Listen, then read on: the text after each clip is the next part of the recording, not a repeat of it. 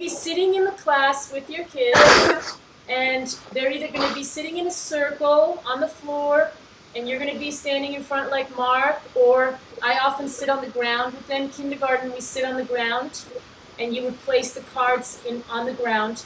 For our purposes, Mark is going to place it on the table, and then everybody's going to have to lean over to see.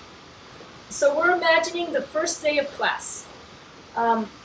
In the manual, you're going to see later that it gives you a quick little 45-minute breakdown of what your hour looks like. So in actuality, you're going to start with a song and some singing and loosening them up a little bit, and then you're going to go right into this flashcard game, because this is going to be introducing your core vocabulary. But it doesn't just do that. We're going to go through the 4 versions of the flashcard game. Each version develops a different skill. Those are the scaffolding techniques that I was talking about. So the first version is going to be to develop vocabulary, just learning the word. Second version develops comprehension, and then the oral language skills and critical thinking skills and so forth. So we're going to go through all of those versions now.